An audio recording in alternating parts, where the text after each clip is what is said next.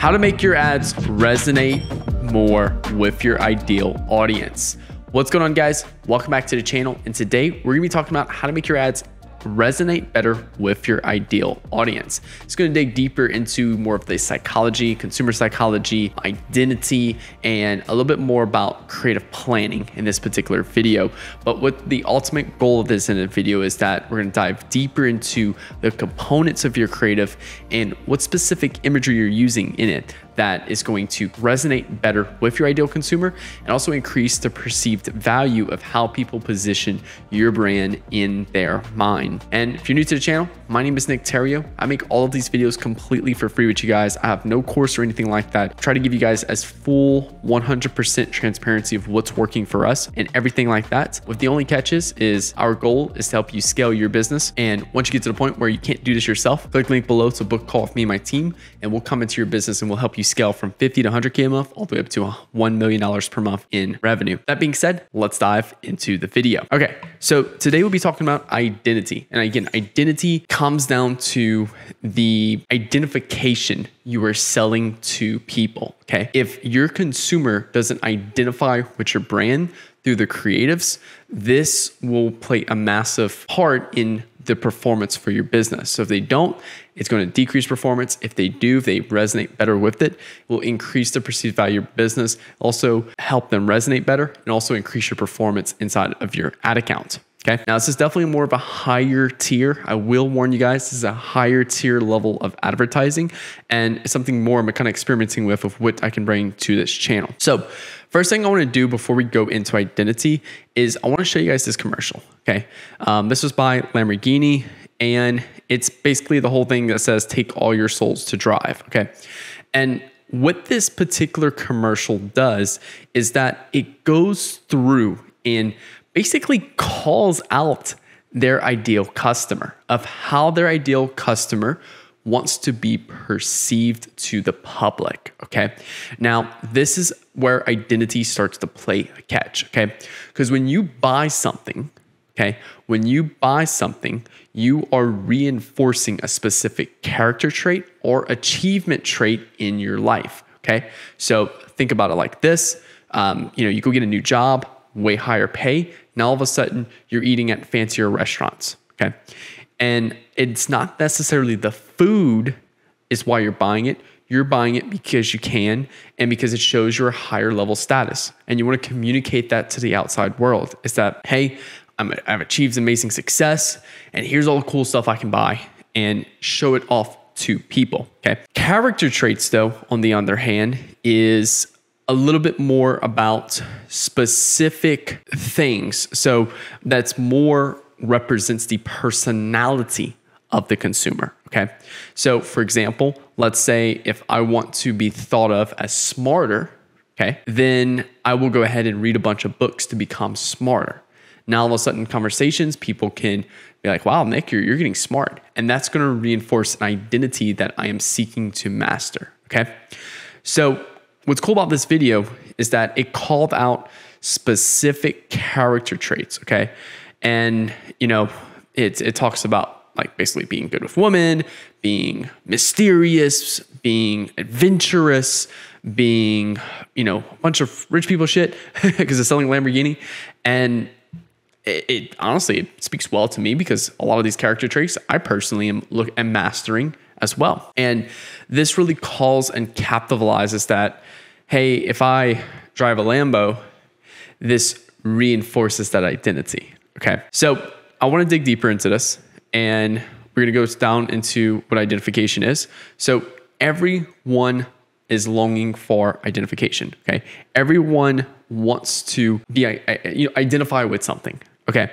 So when there is zero price, if I take two brands, okay? So let's say, for example, this brand right here is selling Facebook ads. This brand right here is selling Facebook ads. Both identical agencies selling the same product, same service, same price point. And the one that ultimately the person will choose is the one that they have a better identification with. This one pushes a lot of luxury and, blowing money and like get rich. This one's more, environment friendly, pushing for green earth, things like that. Okay. And if I'm more earth conscious, I'm gonna go with this particular agency. If I'm more flashy and show off, I'm gonna go with this particular agency. Okay. So that's where identification comes in play. Okay. And your goal is to identify the ones that your prospect values the most and put a spotlight on it. Okay. So for example, in this Lamborghini ad right here, if obviously they did the research to figure out what specific traits of the consumer that they put a lot of value on. And due to that, they putting a lot of value on, they laid them all out and they basically communicated a message that this type of person drives a Lamborghini. So ultimately, if I want to reinforce those character traits, I need to go buy a Lamborghini. And this is the type of person I kind of look at myself as now, okay? And again, there's two identity roles. There's character and achievement. So I want to go further into these specific roles. So again, character is part of your personality, okay? It's part of the personality of the prospect. Let's go look at some of these right here, okay? Let's go through, it starts off with, how would I describe them in 3 words? Okay, cool. So we're kind of communicating how we would describe our consumer. Courageous, indomitable, wild. Let's see, what's the next one? A prince. So these are specific character traits that I want to be recognized with. If, again, that's Lamborghini did a research and figured out, hey, a lot of our consumers recognize with these specific traits. Let's call them out as part of their personality. And let's push the fact that they sell Lamborghini or they buy a Lamborghini. And there's 3 different ways to also call this out. So I can buy a personal development book to be thought of as someone that works on themselves and is smart. Okay. So the action of buying the book and reading the book makes me smarter and things like that. That reinforces a specific character trait about me. I can simplify, condense, or speed up that process to result. So say, for example, if I want to be smarter, then I can sell someone a speed reading course. They wish to identify with as someone who is smarter, and I can sell them a speed reading course to read all their books that they just bought to speed up that process to result of being smarter. Next one is symbol of role. So for example, even in like my house, my apartment right here, is that I have a bookshelf in here when people walk in and they can see all these personal development books I've read. Okay. At first, I didn't really recognize why I wanted to show them all off. But now I look at it as, hey, I want to show people off a particular personality trait of me, that I'm smart, I'm working on myself, that, it's all personal development books and getting it better and improving myself. Whereas, I'm not reading like nonfiction books or things like that, or fiction books and stuff like that. So again, symbol of role, this is kind of where the Lamborghini is coming in play, that it's basically articulating to consumers that this particular ad right here, that Lamborghini is a symbol of someone who possesses these character traits. So that's what they basically did right here, which is really cool. Think about it like this. Also another way, if you can make a product a symbol of something. So for example, with like cigars, for some reason, cigars are a symbol of success now because we've adapted an image that someone who smokes cigars is usually someone wealthier because they're, typically a little bit more expensive, like $10 a cigar. They're wealthier, they're more wise, more sophisticated in that perspective right there. And a lot of people now look at a cigar as a symbol of success because we've positioned it with so many successful people in smoking those cigars. Now, the next type of role is achievement roles, okay? So these are roles that basically which someone wants to identify as, okay? In terms of achievement, the things they've achieved. So for me personally, I know like in my Twitter bio, YouTube and stuff like that, we've done over $35 million in Facebook revenue for our clients, okay? That's an achievement that a role I've achieved, okay? And guess what? The next one that I want to hit is $100 million. So if someone wants to sell me something, then they could really focus on, here's how, Nick, you can do 100 million with Facebook and stuff like that. Because now I'm longing for that achievement in that particular area right there. And there's different types of achievement. There's becoming a wife or a husband, becoming an executive, serial entrepreneur. Like entrepreneur really isn't that much of an achievement, but people who are serial entrepreneurs, I know that has a lot of good success around it. So these are achievement roles, okay? Status, class, and position right there. So these are two different types of roles that you'll see in your ads. And again, look at how Lamborghini did. They were very cautious about this. And look, let's say, for example, you're selling a minivan. Well, you're not going to put a high class, flashy, videos and stuff like that, because, you're going to really long for the identity of something like a mom, and now she needs like the best thing to support her kids and stuff like that. Now, going into accepted images, okay? So this is where the roles kind of tie into, is that people already have a level of kind of identification with your product in terms of images they already have in their mind, okay? For example, an image you likely already have in your mind is that a Lamborghini is a sign of success, okay? Now, if I said, hey, no, a minivan is a symbol of success, it would contradict the way you think, and you'd be like, no, there's no way impossible. No. So that's an accepted image right there, okay? It's an image that we already know about the markets. And our goal is to take that initial accepted image and continue to construct new images off of it by intensifying it or de-intensifying it in already existing accepted image. And this is how you expand your market share, also how you expand your reach with new people, and it's also how you just expand in terms of appealing to more people, okay? So for example, I always thought cigars were for older, rich business people, okay? That was my perspective about a year ago. And then I started seeing a lot of people online who were smoking cigars, young age, who were also successful. And that put a new image in my head. And guess what? I wanted to show off that I'm successful because that's a particular personality trait of me. And again, going down to the identity of who Nick is.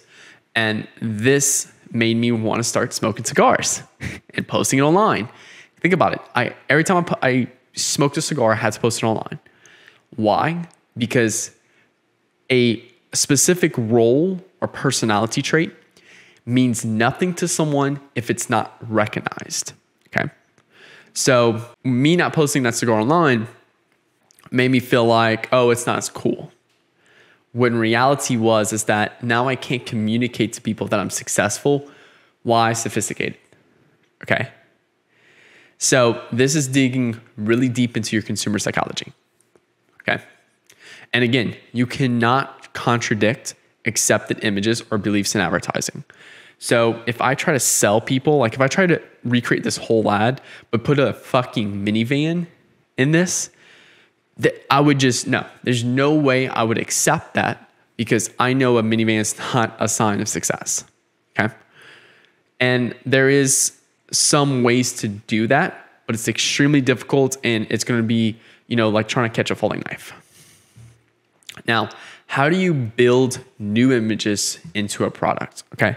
So again, you have your accepted images, you construct some new images off of it, but you can also, again, how I said, you can't contradict someone's way of thinking. So how do we build new images off of it that are pretty far off the original? Okay. So I got this example from Eugene Schwartz in Breakthrough Advertising. And I honestly just wanted to reshare it with you guys because I think it's such a good example. So obviously in the 1960s, the majority of advertising was focused around cigarettes and stuff like that. And in this particular ad, they wanted to start branching out to a female audience. Now, 1960s cigarettes was dominantly men, and the way it was advertised at the time was it was a very sign of masculinity and success, things like that, okay? But now they wanted to reach females, and at the time, females did not smoke, okay? There was some, but just those were very low population, so they wanted to figure out how to make cigarettes more mass across females. So what they did was they built a creative where it starts off with a man, very masculine, typical like that, sitting next to a very beautiful girl, very feminine and very, the way girls, the ideal girl that girls looked up to, okay? And it was the guy sitting down next to the female, and the girl said, "Below so my way." That's it. Okay. And the ad crushed it. Okay. Because what it's showing there, what it's showing to a female consumer is there's the masculine man. Okay. I understand that. I already know that masculine men smoke cigarettes.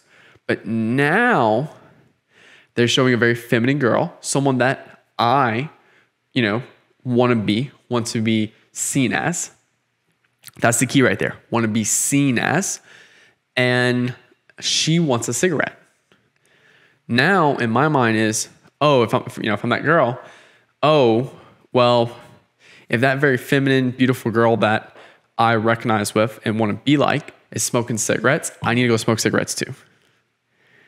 Think about how we just looped in from an accepted image to building a new image by bridging off of it and by leveraging deeper psychology right there. Okay. And again, for all creatives you make, all elements of an image or a video, we emotionalize, glamorize, and dramatize. Okay. So every little aspect. Okay. I see so many of you guys creating creatives with the wrong characters in it. Okay. Your target audience is like moms, 45 years old, and you're putting 18-year-old girls in there. And you're like, why no one's buying? Yeah. Okay. So all of this becomes super key. The environments they're filming in, the language they're using, the way they're dressed, the way they talk, the way they look, literally all of that plays a huge impact in how your ad resonates with your consumer. And again, just like I said, you can't show someone an accepted image. You cannot ask your market to identify with an unbelievable image. So this is another little case study I got from Breakthrough Advertising. And that is that a deodorant brand had a massive failure because what they did is that they launched a whole round of deodorant and they used very, very elite society, positioning. Okay. Basically showing like basically think of this Lambo ad except with deodorant. And they were trying to reach a very high level, or they showed off a very high level group of people, but it wasn't their target audience. Okay. And because of that, they reached a very, very, very small portion of their market share, which resulted in very small sales compared to their total market share. So then what they did was they expanded back into less high level and more, hey, I can make that jump that I appeal with that in that perspective right there. So that's identity. This is definitely something that's a very, like I said, it's a higher level, a little deeper level of creative and advertising, but this is the type of stuff that like I nerd out on heavily and something that we're tripling down inside of our agency right now, really making sure that we're leveraging this properly for our brands. Because again, this could be huge in terms of performance. And like I said, I see a lot of people using the wrong characters in their ads, using the wrong language in the ads, using the wrong environments and things like that. And they're like, Nick, why doesn't my dynamic CBOs don't work? I'm like, because your fucking ads suck. So that's why I'm creating this video. And let me know, drop a comment below in the comments if you like this kind of higher level thing of advertising, because that's as I'm pushing through and building this channel, that is what I want to get more into, because this is the type of stuff that when you do the work properly, get you 10 times better performance in your ad account. Thank you guys again for watching the video today, guys. Again, get your free strategy session below where, we come in and kind of show you a few things with your business that you can do to take your brand to the next level. Again, we've scaled multiple brands from 50 to 100K a month, up to 7 figures a month. And we managed roughly around $750 to $1 million a month in Facebook ad spend. With that being said, make sure you hit that subscribe button, drop a comment below what you enjoyed about this video, and hit that like button. Guys, that is pretty much it for today. Again, my name is Nick Theriot. Talk to you guys later. Peace.